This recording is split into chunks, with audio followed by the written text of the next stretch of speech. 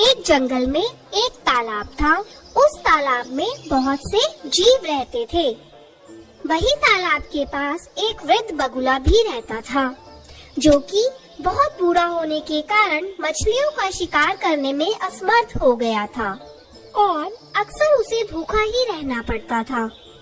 एक दिन जब बगुला तालाब के किनारे बैठा था, तब उसे एक तरकीब सूझी और बगुले ने जोर जोर से रोना शुरू कर दिया। बगुले को रोता देख एक केकड़ा तालाब से बाहर आया और बगुले से पूछा, क्या हो गया है बगले, क्यों रो रहा है पगले तू? ए केकड़ा भाई, मैंने एक आकाशवाणी सुनी है कि इस तालाब का पानी जल्द ही सूख जाएगा और यहाँ के सभी जीव मर जाएंगे।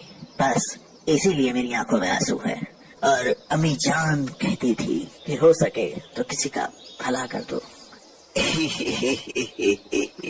अच्छा है। केकड़े ने यह बात तालाब में जाकर सभी को बताई और सभी जीव इकट्ठा होकर मदद लेने बगुला के पास आए और बगुला से बोले, अला बगला भाई, क्या आप हमें सुरक्षित स्थान तक पहुंचा सकते हैं? हाँ दोस्तों, यहाँ थोड़ी दूरी पर ही एक विशाल तालाब है। मैं तुम सब लोगों को कुछ ही दिनों में वहाँ पहुँचा दूंगा। सभी जीव मान गए। बगुला एक एक करके मछलियों को ले जाता और उन्हें एक चट्टान पर ले जा करके खा जाता। अब बगुला बहुत खुश था, क्योंकि उसे बिना किसी मेहनत के उसका भोजन मिल रहा था। यह सब कुछ दिन चलता रहा। फिर एक दिन केकड़े की जाने की बारी आई। केकड़ा बगुले की पीठ पर बैठ गया और बगुला भी उड़ चला। कुछ दूरी पर केकड़े ने बगुले से पूछा, क्यों बगुले, खुश तो है ना मछलियाँ वहाँ? तू ले जा रहा है मुझे जहाँ। बगुला सोचने लगा कि अब इसे सब सच बता ही देता हूँ, क्योंकि इसे भी अब मैं खाने ही वाला हूँ। नहीं बच्चे, मैंने तो झूठ कहा था।